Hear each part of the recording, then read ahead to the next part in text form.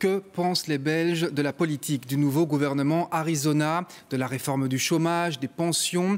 Eh bien, ce sont les questions auxquelles répond notre grande enquête nationale réalisée pour la RTBF, pour la VRT et pour le Standard. Ça permet d'y voir plus clair sur ce que pense l'opinion publique du nouveau cap pris par le pays.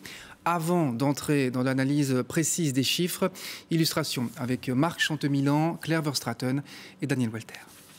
Dans la capitale wallonne, commençons par la limitation des allocations de chômage. Voilà qui ne manque pas de faire réagir Michel, qui a travaillé toute sa vie. J'ai entendu des gens qui ont fêté leurs 20 ans de chômage. Moi, ça me choque. J'ai travaillé 49 ans, j'ai commencé à 16 ans. Ces jeunes voisins étudiants sont plus nuancés. Je suis un peu mitigée sur la question parce que je me dis que voilà, on peut tous tomber par exemple en dépression et derrière c'est difficile de s'en remettre. À 50 km de là, sur le marché de Morlanway, ce maraîcher compte sur ses clients chômeurs. Nous autres, on a besoin des chômeurs, c'est eux qui nous font vivre la semaine, on a toujours eu besoin d'eux. Selon notre enquête, en Wallonie et à Bruxelles, plus d'une personne sur deux est pour la limitation des allocations à 2 ans. En Flandre, c'est pratiquement 3 sur 4. Chez ce glacier bruxellois, pas le temps de souffler. À 60 ans, Joël doit encore travailler 7 ans. Ça sera selon mon état physique. Si je peux aller jusqu'à 67, j'irai peut-être jusqu'à 67, si mon état le permet, mais sinon, non.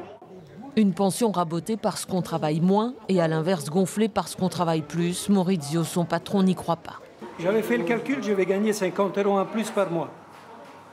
Est-ce que c'est nécessaire? Non, on prend du temps pour nous. Il faut profiter de la vie à un certain moment. À Bruxelles comme en Flandre, une majorité de personnes sont pour le bonus-malus pension. En Wallonie, elles ne sont que 46%. Ceci dit, la pension reste plus élevée dans la fonction publique que dans le privé. Ses 3 amies d'enfance en sont bien conscientes. En tant qu'infirmière, vous avez une retraite du public, Oui. qui est plus élevée que celle du privé. Ah mais ça, on n'en peut rien. Vous seriez d'accord de diminuer votre retraite pour la ramener à celle du privé? Et pourquoi pas augmenter celle du privé? Même s'ils sont moins nombreux en Wallonie, une majorité de Belges voudraient que les pensions du public soient ramenées au niveau du privé. Reste le sujet de la défense. Faut-il vraiment dépenser plus? Ici à Morlanway, dans cette boucherie-crèmerie, c'est loin d'être la principale préoccupation. Je m'en fous du budget de la défense. Alors moi, de toute façon, ça va changer quoi pour nous? Rien. Donc, Pourtant, clairement, le sujet fait débat. On s'est laissé un peu endormir et on a quand même intérêt à se remettre un peu sur les rails. Ça sert à rien le jour où il va y avoir une guerre, c'est pas quelques avions en plus ou quelques chars qui vont faire grand-chose. Au nord comme au sud du pays, une majorité de Belges sont pour l'augmentation du budget de la défense. Mais globalement, les francophones adhèrent moins aux nouvelles mesures du gouvernement de Wever que les néerlandophones. Et on le comprend, les mesures phares du gouvernement de Wever sont donc globalement soutenues par la population. Mais on va aller plus loin avec vous, Thomas Deschamps, bonsoir, car il y a tout de même des nuances. Oui, absolument, car quand on pose la question aux gens de la satisfaction de manière générale, eh bien regardez, les satisfaits sont toujours aussi nombreux en Flandre, mais en Wallonie et à Bruxelles, eh bien c'est beaucoup moins le cas. Et ce sont les insatisfaits, ici en rouge, qui passent loin devant. Alors qu'en est-il du chef de ce gouvernement, Bart De Wever ? Alors là, ça dépend. Si on demande aux gens de donner une cote sur 10 à propos de Bart De Wever, eh ben, on le voit, son score moyen est à 6,1 en Flandre, mais plutôt autour de 4,5 en région francophone. La figure de Bart De Wever continue manifestement de diviser les Belges. Alors là où l'opinion est également divisée, c'est sur la répartition des efforts. Qui porte quoi comme effort? Là, tout le monde n'est pas convaincu.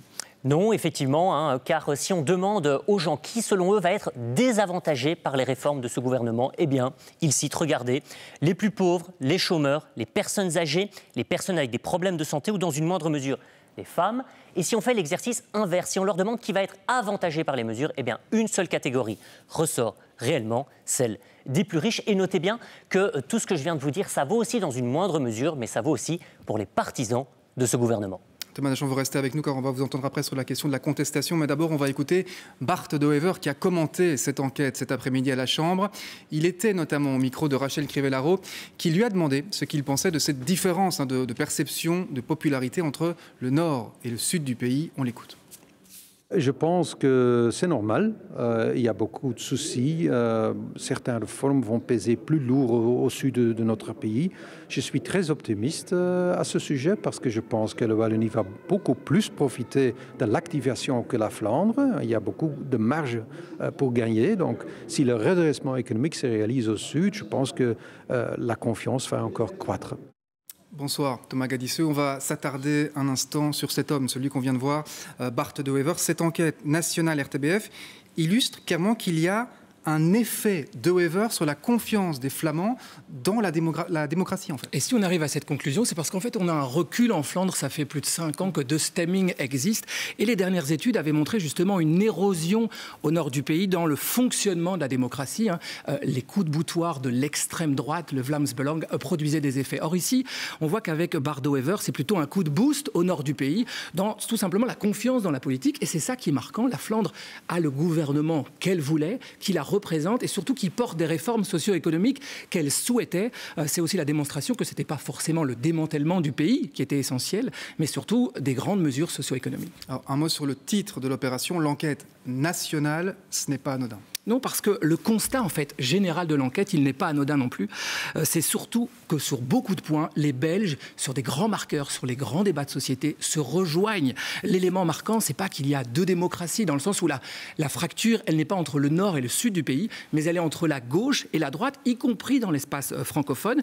Et c'est pas au doigt mouillé qu'on dit ça, c'est une étude sociologique, politique, menée par l'ULB, l'Université d'Anvers. Et d'ailleurs, on aura d'autres volets de cette enquête dans les prochains jours. Mais j'ai envie de terminer par une question. Est-ce qu'on s'imagine, il y a un an, juste avant les élections, poser la question de la confiance côté francophone dans un Premier ministre nationaliste à la tête du pays? Est-ce qu'on aurait eu ce score de 4 sur 10 et encore plus dans le chef du MR et des engagés? Probablement non. C'est que là aussi, dans l'espace francophone, il est en train de se passer quelque chose. Oui, les choses changent très vite en politique. Merci beaucoup Thomas Gadisseux. Et on le comprend, il y a une forme de paradoxe entre une majorité de Belges qui soutient la politique du gouvernement De Wever, mais qui comprend en même temps une forme de contestation. On va le voir avec Thomas Deschamps dans un instant. Paradoxe incarné aujourd'hui par cette journée d'action dans le non-marchand. Dans la rue, ce matin à Bruxelles, ils étaient près de 30 000, par exemple, des travailleurs des soins de santé, des crèches, de l'aide sociale ou encore de la culture. Sur place également, Étienne Letellier, Joris Buluc et Stéphanie Lepage.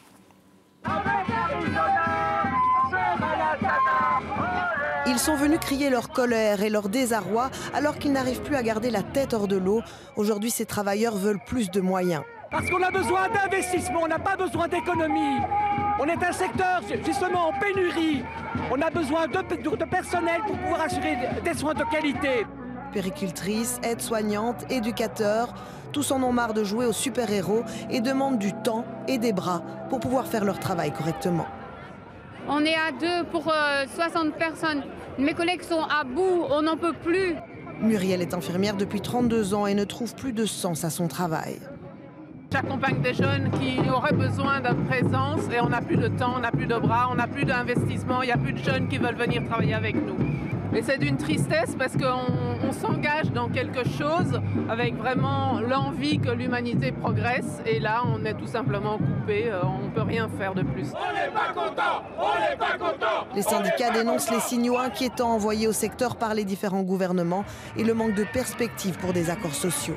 Alors évidemment, quand on prolonge les carrières, quand on supprime toutes les possibilités de fin de carrière, ça va rendre le secteur vraiment très difficile à tenir. On va voir que les malades vont exploser. Ce que nous voulons, c'est évidemment des réinvestissements structurels, financiers, humains, plus de bras, pour au moins garantir les services et les soins de qualité à la population. Aujourd'hui, c'est nettement en péril. L'équation entre le nombre de personnes et les besoins grandissants de la population, vu le vieillissement notamment de la population, est difficile à résoudre. En novembre dernier, ils étaient déjà 30 000 à manifester dans les rues de Bruxelles et presque autant aujourd'hui, avec cette fois encore l'espoir d'être entendus. Thomas Deschamps revient vers vous une dernière fois parce que ce type de contestation est abordé dans notre grande enquête nationale. Quel regard portent les Belges justement sur ce type de mouvements sociaux? Eh bien, encore une fois, ça dépend des régions. Le soutien à la contestation, on le voit, est beaucoup plus marqué cette fois-ci côté francophone, alors qu'au nord du pays, encore une fois, en rouge, ce sont ceux qui condamnent les manifestations qui sont beaucoup plus nombreux. Mais on voit aussi cette fois, dans les 3 régions, eh bien, que la réponse la plus fréquente à nos questions, c'est de dire de comprendre les manifestations, comprendre sans les soutenir. Merci beaucoup Thomas Dechamps. Voilà ce qu'on pouvait dire ce soir sur notre grande enquête nationale dont nous continuerons à vous parler dans les jours qui viennent. La méthodologie et tous les détails sont d'ailleurs à retrouver sur notre site internet et sur notre application RTBF Actu. Et puis encore un mot de politique avec justement cette réforme du chômage dont on parlait. La limitation des allocations à 2 ans est l'une des mesures phares du gouvernement Arizona. Une réforme qui va finalement être étalée, échelonnée dans le temps. Tous les chômeurs de plus de 2 ans ne seront pas exclus dès le 1er janvier prochain. Bonsoir Rachel Crivellaro. Le gouvernement voulait visiblement répondre à certaines inquiétudes. Oui, Laurent, les inquiétudes des divers organismes régionaux de l'emploi qui craignent de ne pas être prêts à temps pour pouvoir mettre en œuvre cette réforme. Inquiétude également des CPAS qui craignent de voir affluer un nombre massif de futurs exclus du chômage. Alors le gouvernement s'est mis d'accord pour étaler dans le temps sa réforme. Très concrètement, cette réforme, elle va commencer comme prévu le 1er janvier 2026, mais elle ne concernera d'abord que ceux qui sont au chômage depuis plus de 20 ans. Au 1er mars, ce sera au tour de ceux qui sont au chômage depuis plus de 8 ans. Et le 1er avril, ce sera au tour de ceux qui sont au chômage depuis moins de 8 ans. En tout, ce sont quelques 115 000 personnes qui devraient perdre leurs allocations de chômage entre le 1er janvier et le 1er avril 2026. Une deuxième vague est déjà prévue pour le 1er juillet 2026 et elle concernera cette fois-ci 60 000 personnes supplémentaires. Voilà pour les modalités pratiques, mais vous l'avez compris, cet étalement dans le temps, il a surtout pour objectif d'éviter à tous les organismes qui sont concernés par cette réforme du chômage d'être totalement submergés, mais soyons clairs, il n'aura aucun impact sur le nombre de personnes qui seront concernées, qui seront impactées par cette réforme. Il y aura toujours autant de personnes qui seront exclues du chômage. Rachel Crivellaro à la rue de la Loi. Merci beaucoup Rachel.